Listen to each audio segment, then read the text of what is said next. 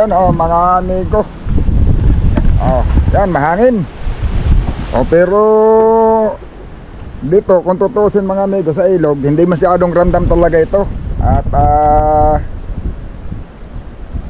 dito pigil na pigil ang hangin. Kumbaga man bago makarating dito, malaki nang hinihina gawa ng mga puno. Itong mga punong kahoy dito sa Pakatan, malakas magpigil ng ano yan, ng hangin. Pero okay pa rin naman dahil doon sa amin daw, kumbaga man hindi naman sobrang kalakasan. Kahit malakas kung sa malakas, pero kung ikukumpara natin sa mga ibang lugar, yung mga talagang dinamaan ng bagyo, lalo na sa may Bicol, nanonood po ako sa YouTube at yun na lang ang nagiging libangan ko dito, kung di manood ng manood. Yun, kawawang kawawa yung ating mga kababayan doon sa Bicol. Ang dami palang binaha. Hindi naman daw kalakasan ng hangin, pero ang naging problema nila, sobrang lakas ng ulan. Yun, dami na sirang bahay, lubog, at baka man hindi mapuntahan ng mga ng mga, siguro hindi pa mapuntahan masyado ng mga taga-media dahil siyempre hindi naman talaga basta-basta makakalusong. Kaya lang may mga, yun, napapanood ko sa mga vlog kasi may mga nag-upload ng mga vlogger. Medyo talaga napakahirap ng sitwasyon nila. Bagamat lampas na sa ngayon, yun, sabi nga ng na panood natin, hindi pa rin humuhupa. Maaaring nabawasan na pero hindi pa rin humuhupa. Yung kawawang kawawa pa pala doon ngayon mga amigo. At kasalukuyan naman ngayon di sa may norte, sa may parte ng Palana, ng Isabela ng ano ba yung kasunod nun, yung basta diyan sa may parting norte mga amigo, kasalukuyan binubugbog sila ng bagyo. At ang hindi pa ang masama pa niyan mga amigo, yung bagyo. So sa bagay sa dagat naman, kaso lang yung ating mga kababayan ding mga mangingisda sa West Philippine Sea, talagang hindi siguro matatagalan na hindi makakalaot gawa ng yung bagyo. Magpapaikot-ikot siya doon, pupunta na siya ng China, pupunta ng Vietnam, babalik na naman ulit dito sa Pilipinas. Yun, nagpapaikot-ikot. Ayan mga amigo yung klase ng hangin na yan, doon sa amin malakas yan. Ayan ang kawawa doon, yung dalawang bangka na naiwan na ni-repair. Ayun, sana naman hindi masyadong tumaas yung alon. Gawa ng ni-repair nga para maayos, tapos babagyuhin kaagad nang hindi pa nalulusong. Yun ang nakakatakot doon sa amin. Kaya ako ayaw magtaas ng bangka doon sa tapat namin. Gawa ng pagka minsan tinaas mo, biglang nagkakabagyo. Yun, yung iba nga doon nakagastusan mga amigo dahil nagtataas ng bangka, hindi pa tapos, babagyuhin, ipapalusong na naman, tapos itataas uli. Ayun, ang bayad niyan mga amigo sa pagtataas ng bangka, yung mga ganong kalalaki sa doon na nire-repair, yung mga kumakarga ng tag-100 bloke, gumagastos ng nasa halos 50,000 yan pagtataas pa lang. Yung pagpapataas pa lang nila. Yun, pasok muna tayo dito sa loob, gawa ng mahangin sa labas. Baka hindi nyo marinig, gawa ng nilagyan ko naman ng pang-cover sa hangin tong camera natin. Yun, hindi ako makalis. Hirap din pala nag-iisa dito sa nag-iisa ako dito mga amigo, gawa ng parang napakahaba ng isang araw, napakahaba ng isang buong gabi. Yung gano'n pala ang pakiramdam ng nag-iisa at yung ganito walang kasama. Parang napakatagal matapos ng isang maghapon mga amigo. Yan. Bali 2 araw na ako dito. 2 araw na ako na hindi ko alam kung ano nangyayari sa amin. Hindi ko nakikita kung anong kaganapan doon. Kasi itong hangin na ito mga amigo, doon ito sa mismong harap, sa open area, doon ang gagaling itong hangin na ito. Doon sa mismong sentro, doon sa dagat namin. Kaya hindi na pwedeng may bangka doon ngayon. Masisira. Yung nakataas nga, delikado pa Pero sana hindi na sumubra ang lakas. At ngayon naman, low tide mga amigo. Ayan low tide. Sana bago mag high tide kumalma na. At ito yung malakas, medyo mahangin-hangin talaga ito doon mga amigo. Sana bago mag high tide kumalma na, gawa na kawawa yung bangka doon na hindi na ilusong. Nakataas, maaabot ang tubig yun pagka high tide. Kasi may kasamang alon yan. Hindi ko man nakikita pero yun, malamang. Hindi ma-imagine ko na baka yun ang mangyayari doon. Pero bagay, hindi man siguro tuloy ang masisira, pero baka magka-damage. O kasi hindi naman sobrang kalakasan dito sa amin. Hindi naman kami mismo nasibruhan ng bagyo. Kung sa bagay mga amigo, Catanduanes, Camarines pala, Camarines Norte, Camarines Sur. Yung Camarines Sur, yun ang binaha ng sobra-sobra. Hindi naman din sila talaga dinaanan ng bagyo dahil sa Pacific Ocean naman talaga dumaan yung bagyo. Diyan sa may Philippine Rise. Kaya lang yung nakapagpakwa sa kanila yung lakas ng ulan. Yun ang masyado nilang talagang kalaban nila. At ang mga tao, mayroong mga ibang tao na hindi na nila na-rescue. Hindi na ma-rescue. Walang makaka-rescue. Talagang maghihintay sila na kumalma yung hangin. Humina yung lakas ng current ng tubig bago pa yun mapupuntahan. Kasi paano ma-rescue yun kung malakas ang current? Yung mag-rescue baka yun naman ang matangay. Napakahirap. Yung dami kong pinapanood na talagang sila ibinahan ng husto. Hindi lang Camarines Sur, pati Camarines Norte, kasi yung vlogger na napanood ko, ang alam ko yan yung sa mga kasamahan ng Kaligap, Camarines Norte yun. Baha din. Yung pinapakita niya, ano daw yun, yung dalawang palapag na bahay, ang nakalabas na lang yung bubong, yung ikalawang palapag, kalahati pa rin ng tubig. Ibig sabihin sobrang lalim pala talaga. Yan. Tapos ngayon, kasalukuyan, yung mata ng bagyo nandyan, nasa may bundok ng Sierra Madre, sa may gawin ng norte, sa may Palanan, sa may patingin sa Bila. Lalabas yan mamaya doon sa may parte ng Pangasinan, doon siya lalabas, pabalik na ulit sa dagat. Doon sa East Philippines Tapos pupunta sa China, iikot sa Vietnam, babalik ulit sa Pilipinas, babalik ulit, papatsyanan na naman. Hindi natin maintindihan yung bagyo na yan, nagpaikot-ikot. O kung sa bagay, medyo pahina naman ang pahina pagdating doon. Lumiliit yung diameter. Kaso lang, maaapektuhan doon yung mga mangingisda. Saka, siguro, ulan. Baka magtuloy-tuloy ang ulan. Kasi pag may bagyo, di ba, alam naman natin maulan. O baka, hindi pa nga nakakakilos yung ating mga nasa gobyerno natin para matulungan yung mga nandyan sa may Bicol. Sa norte pinipinsala na naman. Tapos magpapaikot-ikot pa siya, di lalo na dadami ang pinsala niyan. Hindi man sa hangin, kasi ang number 1 kalaban yung hangin. Sanay na yung Pilipino dyan, ang number 1 kalaban ngayon baha. Sobrang ulan. Kahit hindi mahangin, pag maulan, yung parang nangyayari dito sa aming lugar dati, Infanta, Quezon, hindi naman talaga bagyo yun mga amigo. Hindi naman talaga malakas ang ayun, kala ko namatay. Hindi naman talaga malakas ang hangin nun. Yung maraming namatay din dito sa amin, ano yun, baha din ang kalaban. Napuno ng putik ang bayan dito sa amin. Yun. At landslide, hindi madaanan. Nasa 1 linggong hindi madaanan yung daan galing ng Manila papunta dito.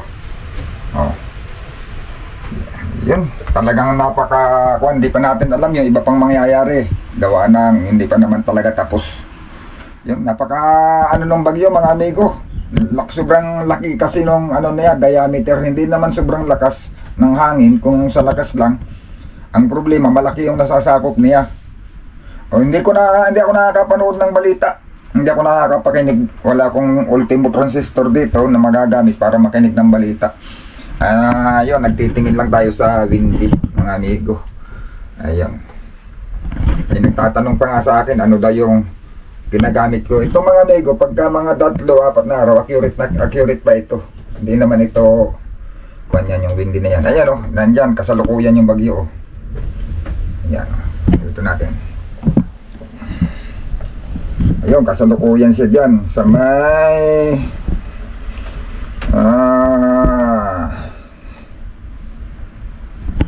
Tugigaraw. Ano, Tugigaraw ba yun? Yan.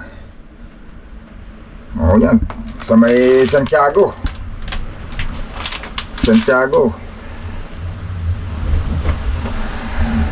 Sa kabundukan. Yan mga amigo.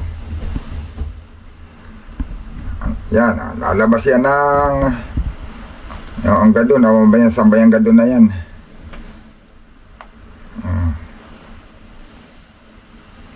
pinagdaanan niya tayo ng Ilocos at saka ano, hindi ko kabisado mga amigo, Ilocos at saka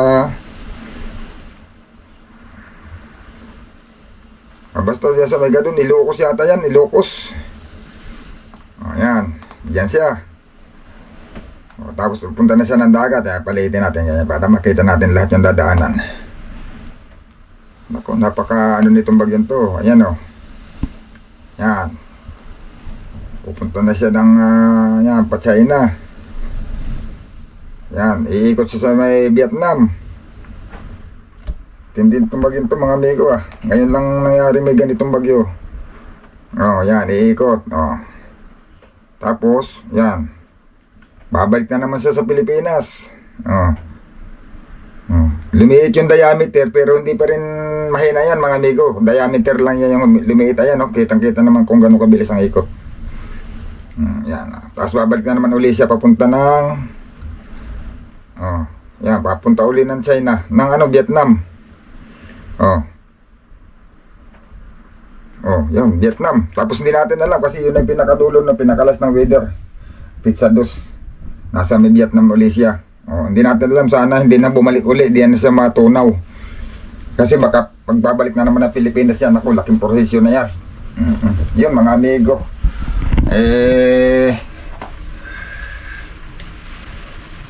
Napakahirap ng ng sitwasyon na yan mga amigo, yung ginagamit natin, yung windy, yung kulay pula na yan, yung pulang yan.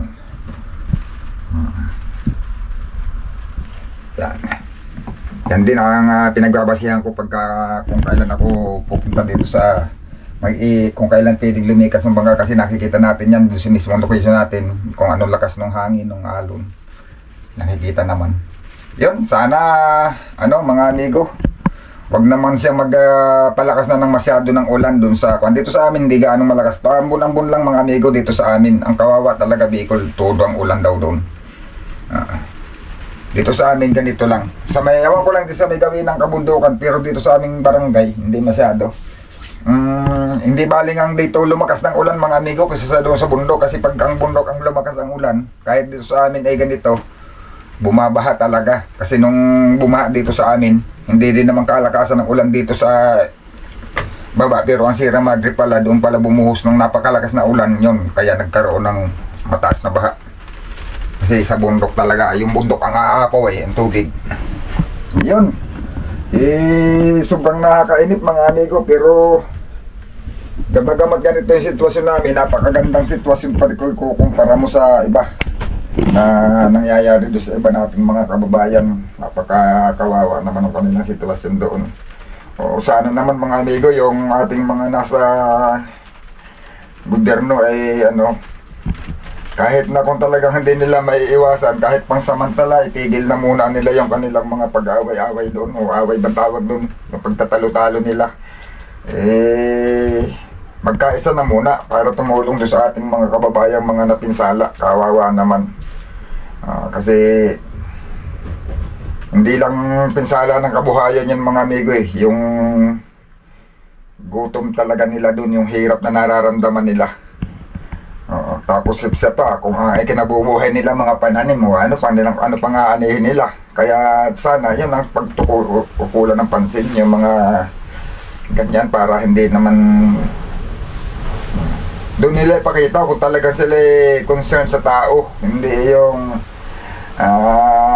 kasi marami ako naririnig yung mga napapanood natin mayroong mga sinasabi kaya lang lagi nandyan para magpayaman, naninira, ipakita na nila na hindi totoo. Nagsisiraan lang para hindi makawala sa posisyon, kasi doon sila nagkakapira. Pagkatunayan nila na hindi sila korap. Kasi ito na yung pagkakataon na makakilala sila kung sino talaga yung totoo.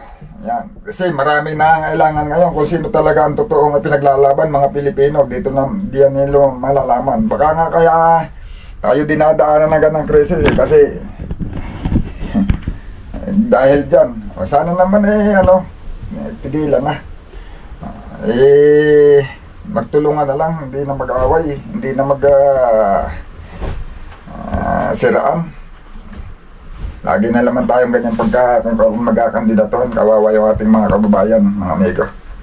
Sige, wala na ako maraming sasabihin tungkol dyan kasi hindi naman talaga tayo, hindi naman ako sito pagdating sa mga ganyan. Kaya lang, hindi parang ibig ko sabihin, yun nga, yung tungkol lang doon sa mga natin, sapat na sa akin maipakita ninyo yung concern ninyo sa tao. Oo, hindi yung nangangamatay na yung mga Pilipino, naghihirap na, nagugutom na. Kung ano-ano pa rin iniintindi dyan, kung ano-ano pa rin pinagtatalunan. Sila na muna, tulungan muna natin para makayala kung sino nagsasabi ng totoo dyan, kung sino ang talagang totoong inuuna yung mga kababayan, hindi bulsa. Ayan mga amigo, hindi na natin patatagalin. Nagbigay lang ako ng update sa totoong kalagayan namin dito. At saka yung ating bagyo mga amigo, yun, sana ingat yung mga nasa norte ngayon dahil nandyan. Dyan sa yung mga maglalaut, kapwa ako maglalaut dyan sa West Philippine Sea. Yun, ingat kayo dahil yung bagyo ay siguro matatagalan pa kayo dyan kasi yung bagyo natin dyan, yung bagyo dyan ay magpapaikot-ikot. Iikot-ikot pa, hindi pa sa kaagad mawawala. Liliit lang yung diameter niya, sa tingin ko hindi din humihina, tapos lalakas uli, hihina pero lalakas uli. Liliit lang yung nasasakop niya, yung diameter, pero malakas pa rin yung hangin. Yan mga amigo, hindi ako masyadong nag-ikot dito sa labas, mahangin. Baka hindi rin naman ninyo maintindihan pag nasa labas ako, gawa ng siyempre yung tama ng hangin sa camera natin. Yun. Siguro isang mga pag hindi bukas o baka sa isang araw pa kasi parang nakikita ko bukas ng tanghali kasi kami pwede lumabas at maalon. May hangin-hangin pa. Ay baka hindi pa kaya. Pag hindi pa kaya baka magdadalawang gabi pa ako dito. Bali 2 gabi na ako, madadagdagan pa ng 2 gabi pa. Kasi mahirap kung lalabas naman ako na medyo maalon pa. Kayanin man, mahirap din naman yung pag-akit at pagbaba. Di mas magandang nandito na lang muna. Yan mga amigo, sana ingat yung iba pa nating mga kababayan dyan, lalo na yung mga kasulukuyang pang inuulan at dinadaanan ng masamang panahon ng bagyong Christine. At agapan ang paglikas para hindi matrap. Ayan, sige mga amigo, maraming salamat sa inyong panonood.